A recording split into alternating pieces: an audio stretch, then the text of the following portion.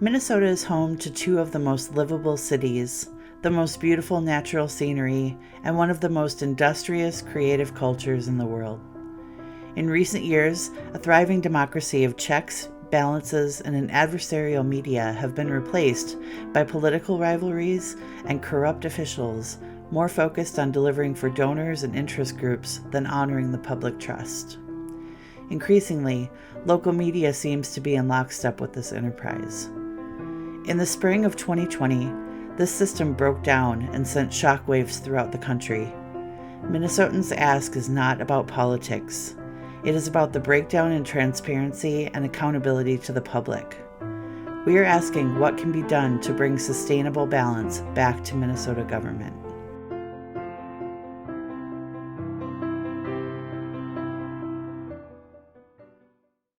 I think it's fair to say that government today is in substantial stress. There's an uncertainty as to where we are, where we're going. Serious questions are being raised about the issues of leadership. And I don't think we've been in this kind of a quandary since World War II. And so I think it's entirely fitting that we get some understanding as a state, not only as to where we have been and where we are, but much more importantly, where do you think we'll be in the future? And towards that end, Growth and Justice, which is a planning organization, and I would contend that to a large extent it's kind of replacing the state planning agency, has taken a look at a number of trends in Minnesota. And we'll start out today with a discussion on the demographics of Minnesota as to what they're likely to be. And then we can speculate on what that means in terms of issues that revolve around government policy. And Jane Leonard is the executive director of the organization. She is very intimately involved with their policy thrusts. And so I'll introduce and turn this over to Jane at this time. Well, thank you, Governor Carlson. I remember the state planning agency, and it's interesting that you mentioned that, because we really don't have a state planning agency.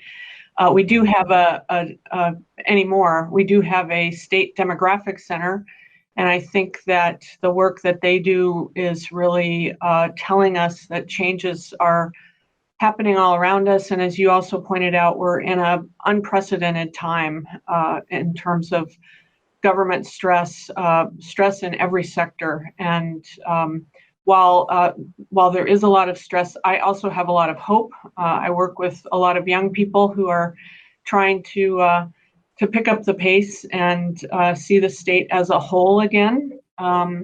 And so we can talk some about that as we go this morning. But I would say that the demographics are one of the things that have been a catalyst for planning for change. And here at Growth and Justice, we've been working on the Minnesota Equity Blueprint, and the catalyst for that blueprint was observing that demographics are changing, and in particular, by about 2030, 2040, we will be a global majority here in this state, or other people call it a majority minority, meaning that people of color, Native Americans, will be there'll be more people of color than white people here in Minnesota. And I think we've all known ever since you were governor, in fact, that there's a aging population too. And so for myself, as a baby boomer, right in the middle of the baby boomer cohort, retirement a couple of years away, there'll be that kind of changeover as well. So there's a perfect storm, if you will, and landing on top of that perfect storm is, the tsunami of COVID and racial injustice. We're just point. Why do you say there's a perfect storm? Because it was happening already. Even as far back, I worked in your administration. Actually, I was part of the Department of Employment and Economic Development, then Trade and Economic Development. We worked hand in hand with the planning agency at the time. We were already hearing that because of the baby boomer retirement, that things were going to change, and that there were so many people going to be retiring at once, literally, that we were going to need more people to work. We were going to need more people to be in our communities and serve in leadership positions. And so even 30 years ago, we knew that these things were going to be happening.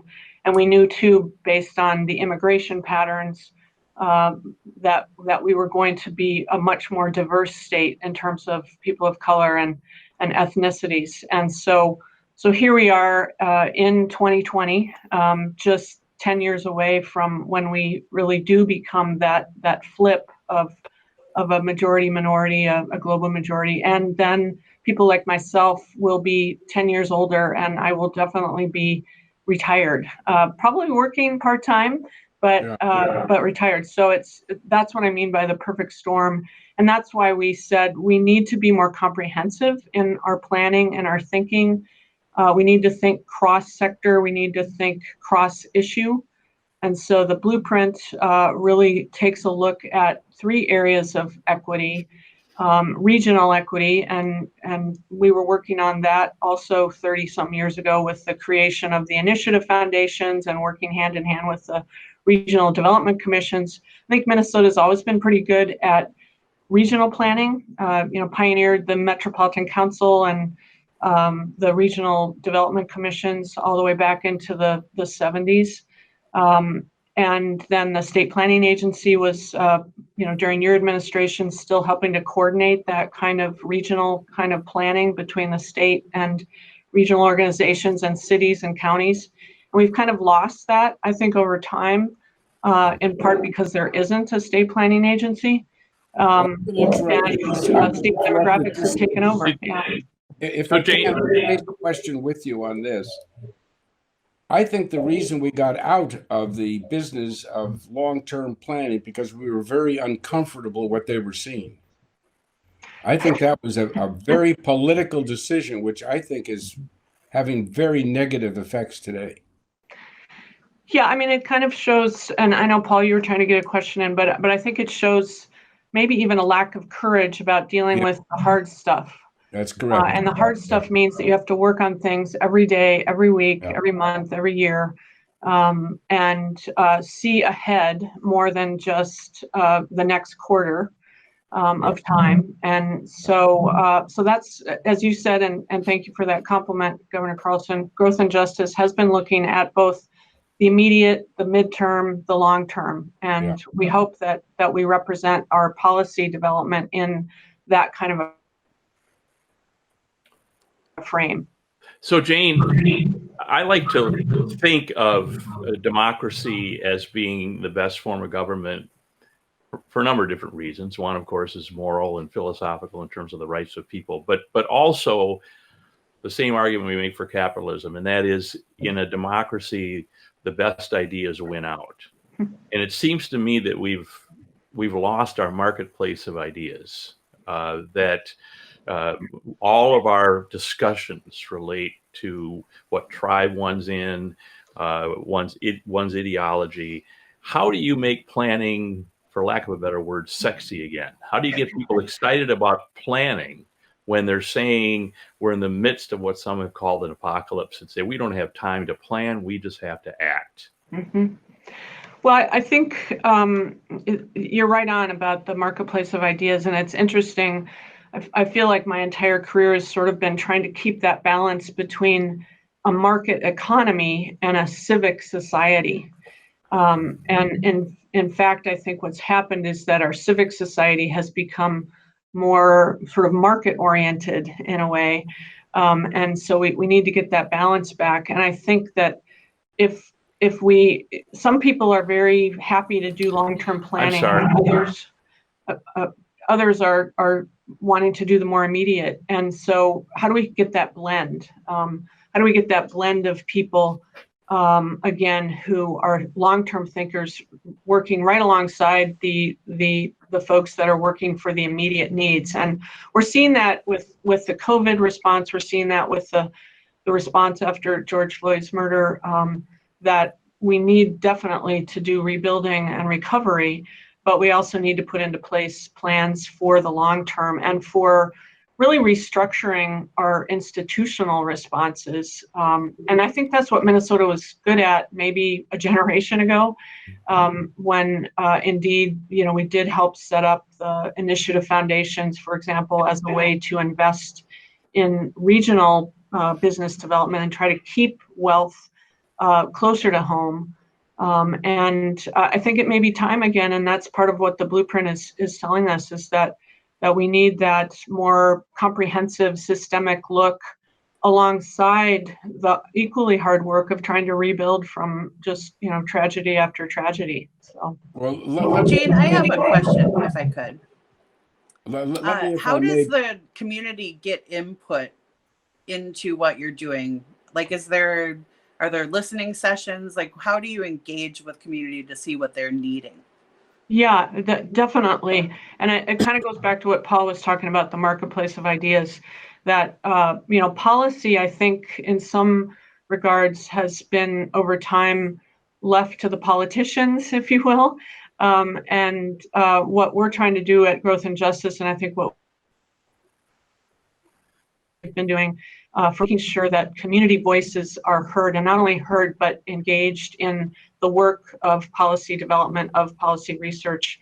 One of the things that we continue to discover, and it's, I think all of us are engaged in our communities, but the ideas are there, the solutions are there at community levels. And in fact, that's what's working right now as we see the paralysis happen at the legislature and Congress, that local communities are solving problems, and it's a matter of, can we scale those up? And even if we can't scale them up maybe to a state level, could they be shared around the region? Or could, and that's, another thing that we did with the blueprint is that we started out with a huge statewide gathering, not like 12 days at the state fair, which we will miss this year, but a whole day of getting input, everybody. We tried to gather about 150 people who would represent the demographics of 2040. And so that meant different ages, different genders, different faiths, different political persuasions, different race, you name it. We tried to represent the demographics of 2040. And let me interrupt at this point. Can I interrupt at this point? Yeah. I think what we're seeing here, and Paul is raising the right question, and that is a juxtaposition between what Growth and Justice is doing, seeking input, public hearings, etc., but we're seeing the exact opposite in government. You witness at the state level not a single hearing, not one single public hearing on the whole issue of whether or not we're going to put mercury and arsenic into Lake Superior and the BWCA. And look at Minneapolis. They spent off a $400 million private-public project with only 3 days of deliberation on the finances of it. And as far as I can recall, and Paul can correct me, no public hearings. And then months later, the mayor who pushed it through proclaims that we ought to go back and renegotiate it. Look at the whole building of the stadium, rushed through the legislature on a promise that gambling receipts would pay for it. Where were the public hearings? Where was the financial analysis? Missing. So on one hand, we're seeing that the good planning that occurs, in this case on a private basis, is the exact opposite process that government is using. Government has systemically shutting the doors to public input. So can I follow up with what the governor just asked? Because I think he's making a great point.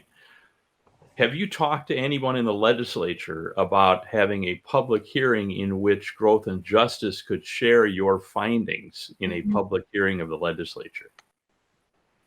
Yeah, and I missed just the first part of what you said, Paul, about having a public hearing at the legislature about the blueprint, our findings, for example. Exactly. Either a public hearing or at least a chance for Growth and Justice to share in a public setting your findings. Yeah, we would love that. And, following this huge statewide gathering we did, it, and this was in southwestern Minnesota back in June of 2018, we did follow that up with a number of what you would call public hearings, but community meetings around the state. Indeed, we presented a preliminary legislative agenda to the 2019 legislature, and then we spent the rest of 2019 digging deeply into the findings that we had over 700 recommendations that we collected on a variety of topics and issues around the state, everything from broadband to water quality, affordable housing, just everything. And we spent another year digging into that research behind maybe a sentence or a policy brief. And I think that, again, it shows the problem of not having a fully fledged state planning agency that has in the background provided that kind of research for policymakers and citizens alike, and takes the time and could take the time and did take the time to go out and do the kind of public hearings you're talking about. And I think you're right on, Governor Carlson, that it really became politicized in the sense that one administration maybe didn't want to hear what the state planning agency was coming up with, and then the next one didn't want to hear it either. And the truth hurts. Well, but we needed I think to you're plan right. well. So, but there's a second part to it, and that is that we have increasingly allowed personal ambition to supersede the normalcy, if you will, of the legislative process. I mean, let me be very blunt. First, you had Jesse Ventura, who personalized everything in government, but overall appointed good people, and from a management perspective, ran, I think, a very respectable ship. Governor Plenty turned the entire administration into his personal ambitions for the presidency. And one of the things they didn't want to get into was long-term financial planning or even understanding the consequences of the immediacy of their actions. So using faulty measures in order to balance the budget, to look more conservative than the numbers actually would indicate. And there's been no way to stop it, if you will. I would also argue, and it's something we can take up at a later date, the demise of our newspapers. The enormous oversight that they used to provide in playing the critique, if you will, of the political system. I can't imagine 30 years ago, the Star Tribune not being outraged at the lack of public input. But now it's virtually silenced. All too often, the newspapers and the media is sitting on the sidelines looking as observers. Yeah, and I think I started out as a journalist actually in my early career, and I think part of the problem is that, like many other industries, there's so much consolidation going on, and so you don't have that true competitiveness of capitalism. And that balance, I think that Adam Smith himself, said about the American model, that there was this civic underpinning to even the capitalist. Yeah, but you also have kinds of approach to the economy. So it's harder and harder to get that input from a more balanced perspective or a nonpartisan perspective. And I think that's another thing that I always admired about the state planning agency, was that it tried to supersede any partisan kinds of pull. Yes. So Jane, no, that's a valid point. So Jane, how it seems to me it's really difficult now to be a nonpartisan organization. So let me just throw this out to you, that there might be some that would suggest, well, Growth and Justice, that's a left of center group. Mm-hmm. And Center for American Experiment is a right group. And we can get into all those conversations. But if you can label a group with an ideology, then those on the other side of the ideology just dismiss it. So what steps has Growth and Justice taken? It seems to me there are many, but I'd like you to answer, to kind of dispel that you are truly nonpartisan, that you are truly just looking to solve the problem and not wear a political hat or an ideological hat. Yeah, I mean, I sort of look at myself as a model in a way. I think of myself as nonpartisan. I think of myself as a moderate. And while some people may accuse growth and justice of being left of center, I think we are closer to center than certainly other groups that might be way left or way right. And I think the independent research that we do really shows that. And I would also argue that by going out and not only talking to the experts in each field, whether it's transportation or healthcare or what have you, we really do try to get a base of community input. And that can be from anyone, from, my grandparents were Republicans, for example, and I totally respected the way that they engaged in the community. My parents were Democrats. I find myself kind of in the middle, as I say, and it's really, I think what's propelled Minnesota forward over the years when we have made great progress is that partnership between the political persuasions, if you will. And putting aside that, and we do this so well when there are, blizzards and whatever. I mean, it doesn't matter who's helping you out of the ditch. You're all pushing the car together. And that's really what I think is called for now, and kind of the spirit that we try to bring to this. And I would also say that I am observing that the folks that are in their 20s and 30s, and I happen to have the privilege of working with a lot of those folks because I've taught at Metro State, and I'm working with a number of people through Lead for Minnesota and the Serve Minnesota Commission and others, that they're not so tied to party. They are tied to purpose, and a purpose of trying to help improve where we are, where we live. And that we're all in. It's not about party. It's not about something that's dividing us. We're trying to build bridges. And go ahead. If I can, I'd like to interrupt at this point. I think it's one thing to talk about the virtues of policy, but in a lot of respects, and I'm being a little bit harsh here, it's kind of a retreat from the reality of the conflict of politics. The one thing we should agree upon is the process. We should agree that in a democratic society, the public has the right to have input before there's finalization relative to their expenditures, their priorities, etc. And what I notice is that organizations are all avoiding that because it's messy. Let's talk about the influence of money in politics. And it's not just the candidates, it's directly into the political parties and directly into the caucuses.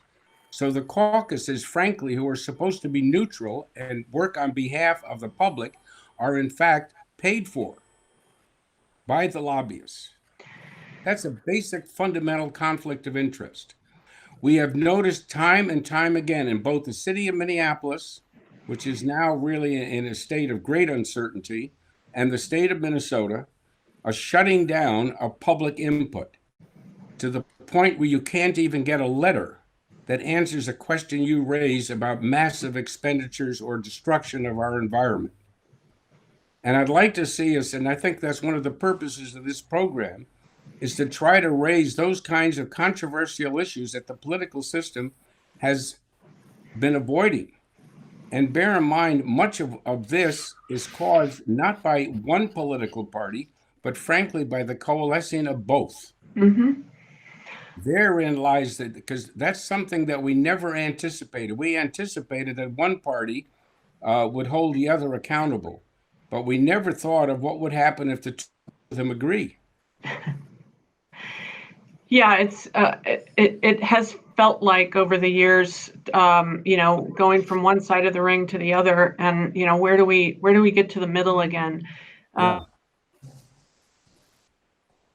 And growth and justice has some challenges because we are much more, let's call it moderate. We are much more about trying to get input from everybody.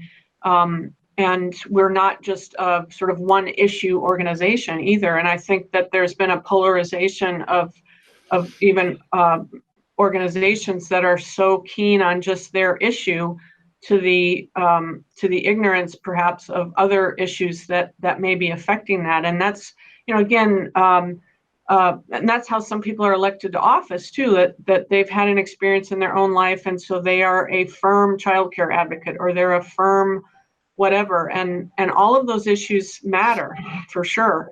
But the problem is that we've forgotten how to see the whole, see that sort of the whole system. Well, let me ask you a question as a citizen.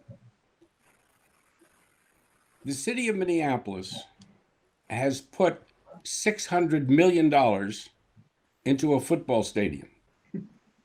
Now, that's their number one priority. At the same time, tonight, there'll be some 2,000 children that will be looking for a place to sleep. Our schools in Minneapolis are inadequate relative to need, and the gap between quality education and the lack of quality is growing. Now, I haven't heard one single organization, I have not heard one single media outlet.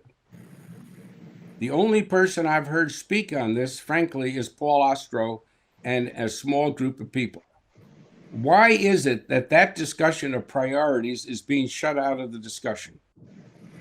And if I could just embellish on what the governor has said, it's interesting. Yesterday, I participated in a continuing legal education on county attorney leadership, and I'm currently an assistant county attorney. And the key point of it was procedural justice. And the reason I bring that up, and of course, in that context, it's procedural justice of everyone, the victim, but also the accused. Do they feel like they were treated fairly? Someone, even if they end up in prison, might feel, I'm not happy about going to prison, but I was treated fairly. So what we're talking about, I think, is procedural justice for citizens. Right. So if we're going to spend $600 million on a stadium, to the governor's point, let's have a public hearing. Let's be honest about our finances. Let's be clear about what we could spend the money on and what we couldn't. In Minneapolis, $1 billion could have been spent to strengthen our neighborhoods, to address these racial inequities. And what has infuriated me is that the public never even knew that. The public was never presented that choice. And of course, had they been presented, I think the result would have been different. But how do we get, I guess the question is whether that's in your wheelhouse or others, because the governor and I have talked about how do we develop a coalition of folks that would really advocate for the rights of citizens. A citizen doesn't have a right to say what the result is. But a citizen, to the governor's point, has a right to say the decisions will be honest, transparent, and we'll know what the choices are that you're making. You won't hide the ball. Yeah, I mean, that's a big question. And I just remember during the whole, I live in St. Paul, so I can't speak for Minneapolitans directly, but I remember the conversation then, and I remember how much I think Art Rolnick at the time was talking about that if we could invest the same amount of money in early childhood, what would that do for us?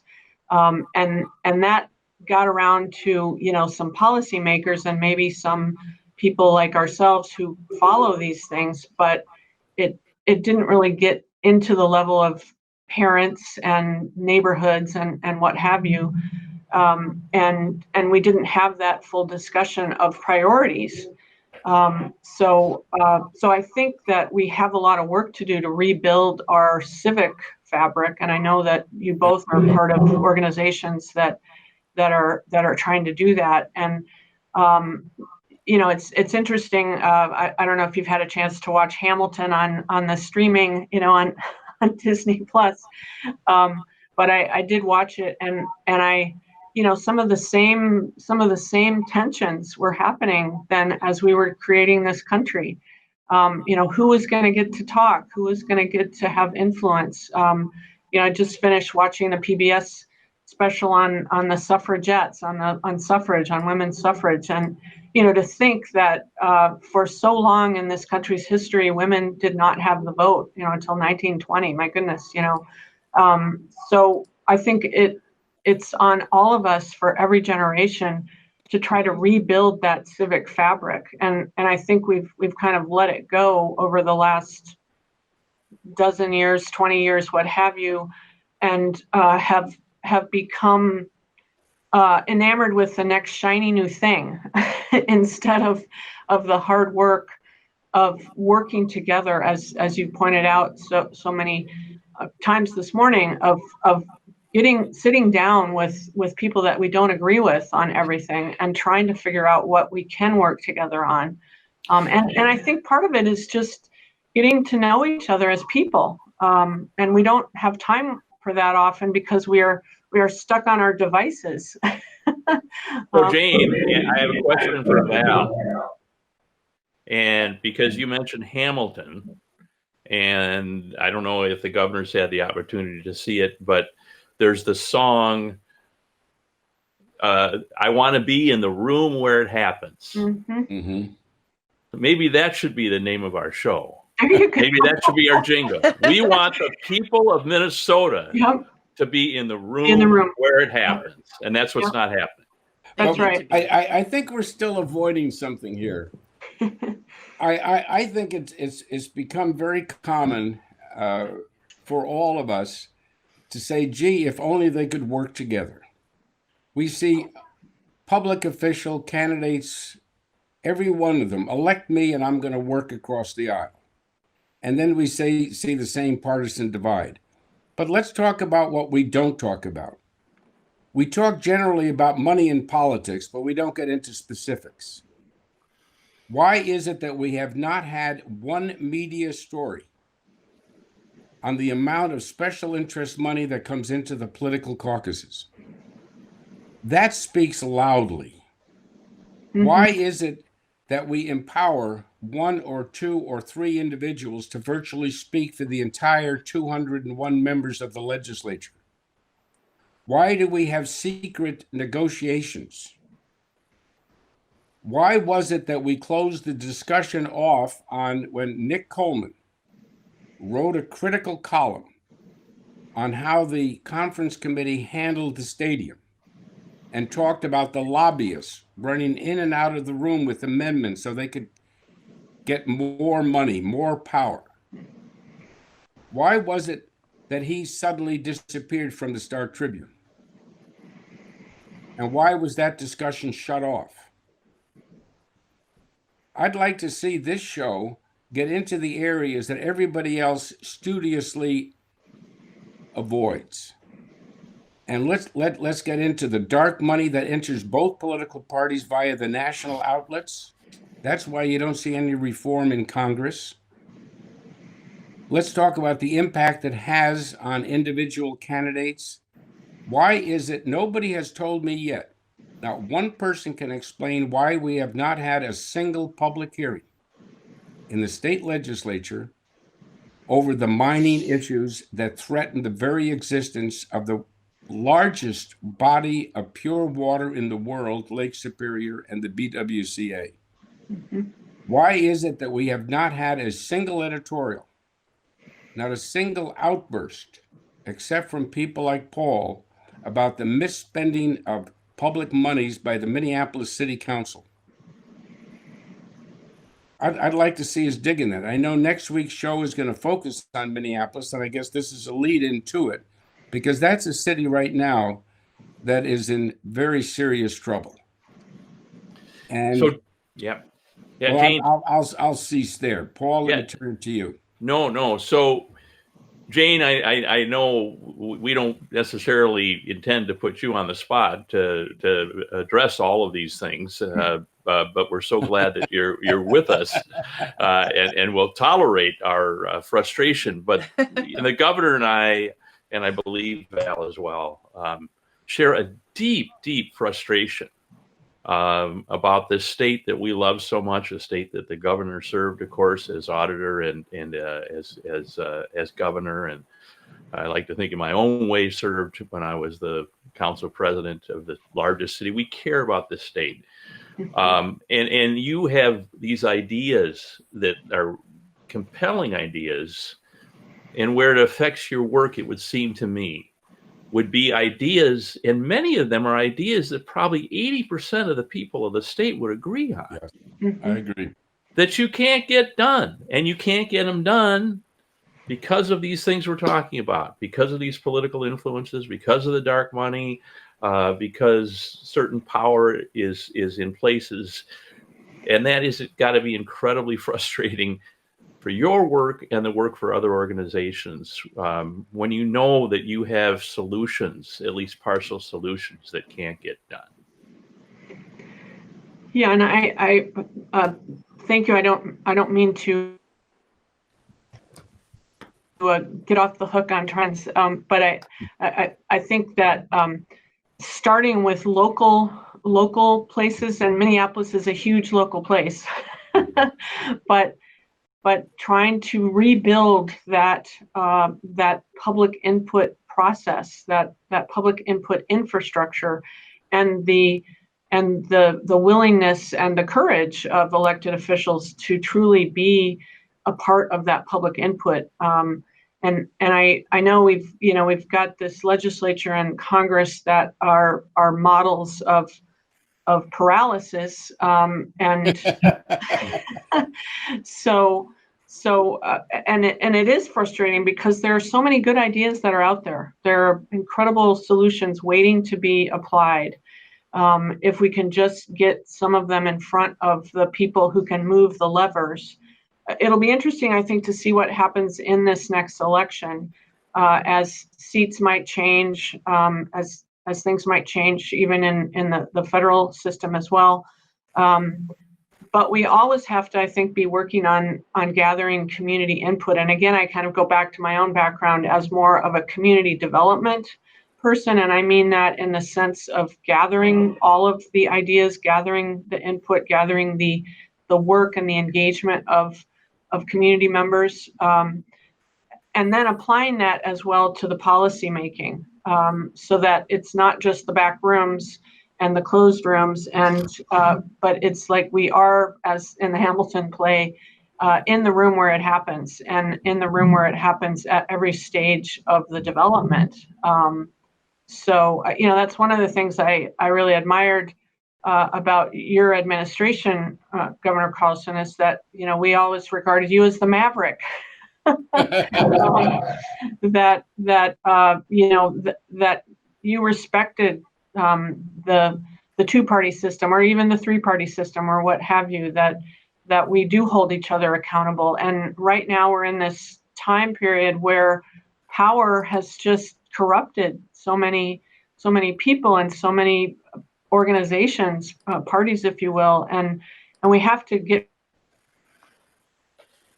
back to it's not a life, and so how do we rebuild that civic infrastructure, and it's step by step, and city by city, and again, I want to go back to the hope that I have in the folks that are a lot younger than me, who really see that it is their duty, it is their responsibility, and they accept it with both humility and with lots of purpose, and fearlessness, even, that they are going to get engaged in the community, and they are going to get engaged in the political process and help change that to where it is, again, getting input and doing the hard work, even if it takes longer.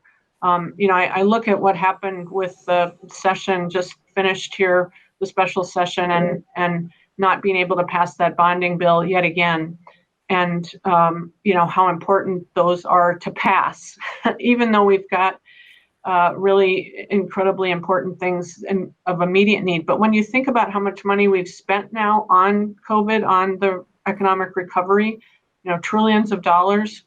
I mean, what if we had a better plan going forward, even before COVID, so that there wouldn't be this need for such an immediate fix it.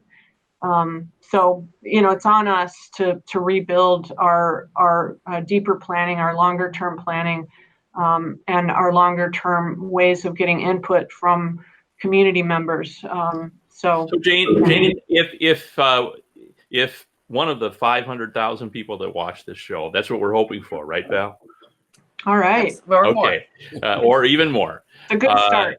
That's a good start anyway. If they're hearing this interview and they want to learn more about growth and justice, maybe they want to share an idea with growth and justice, here's your chance for your promo. How might they become engaged in this process that you have going on right now?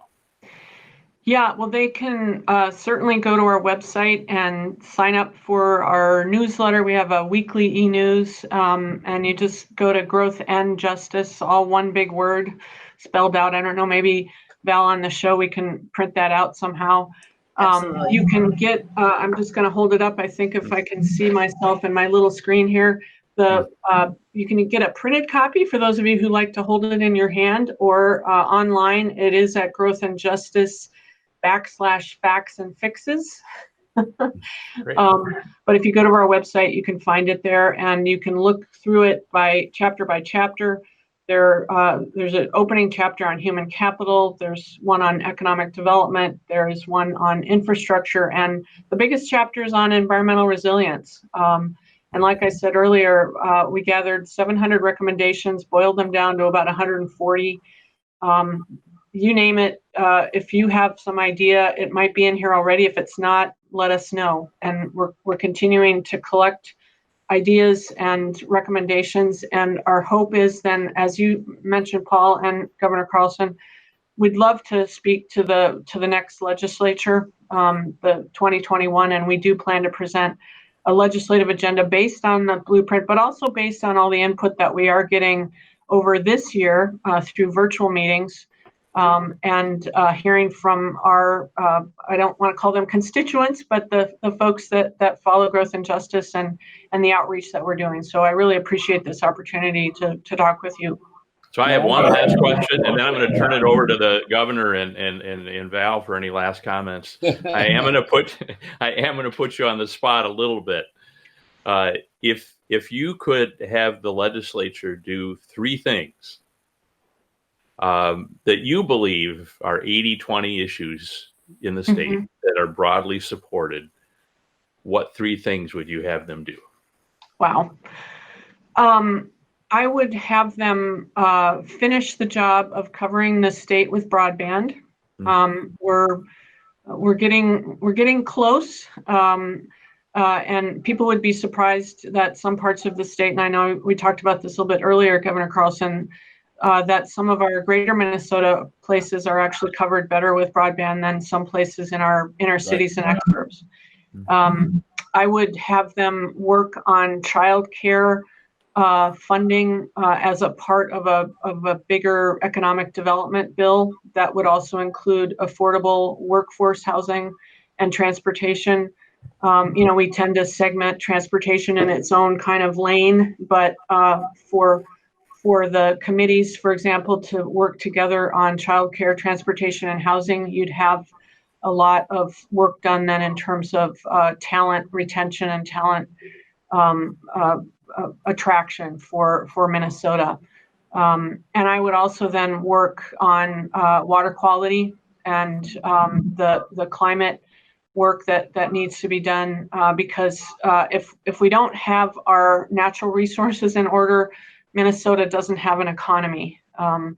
And we are based so much still on agriculture, on forestry. We need to keep sustaining our lands, our air, our water. Those are all big things, but I think, as you pointed out, probably 80% of us agree that they're important. And I guess as maybe a 4th thing, I would just say that there's more that we have in common between urban and rural people and places than we know. And that's another thing that we've worked hard on here at Growth and Justice, is to say that we all belong here. We all are part of the solution and the ongoing planning for keeping our state as exceptional as we hope it can be, and working on those racial disparities that underlie that exceptionalism. So. Yeah, in closing, I would say this. One of my favorite books is Alice in Wonderland.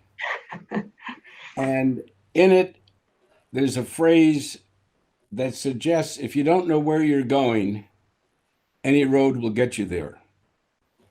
And sadly, I would contend that that's precisely where we're at today. To the credit of Growth and Justice, they've laid out a blueprint. We all agree that the majority of Minnesotans very likely would want it passed. But the truth of the matter is that even a discussion on those concerns is prohibited right now by a process where government itself is consolidating its power, and part of that consolidation is to keep the public out. And we don't, for an endless variety of reasons, have the same invasive media that we used to have that frankly kept the system relatively honest. And so, in a sense, we no longer have the same sense of community that we had 30, 40, 50 years ago. And we have now more of an attitude of what's in it for me. We had so many people enter our political system, particularly in the legislature, with the idea that they were citizen legislators and that this was not going to be their career. And I think it's fair to say, and I noticed this, and I think Paul can attest to it, that when you go back, the majority of people in public office were there largely to promote policy. And politics was seen as a vehicle to achieve policy goals. Now I would contend it's the reverse.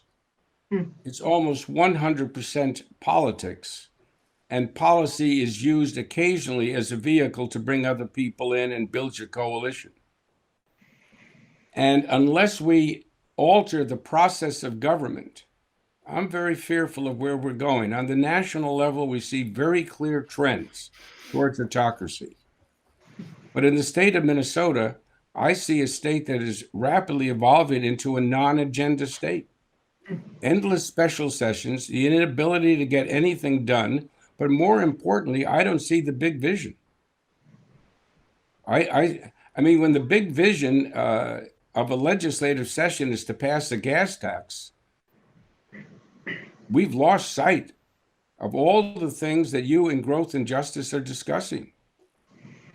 And so I think the one thing that this show can do is to bring in people like Jane and organizations like Growth and Justice, and we should probably bring in all the other organizations that Paul mentioned. But the point being, to improve the process to get back to the most fundamental belief of democracy, which is that it's government of the people, by the people, and for the people. And so I'll leave it on that note, and thank you so much, because I really enjoyed this discussion, and frankly, it gave me a lot of hope. Thank you. Thank you. Yeah, Thanks for thank having you so me. much, Jane. Delighted. Thank you. Thank you so much, Jane. You're welcome, and thank you. Good luck with all your good work. Yeah, thanks. We will need it.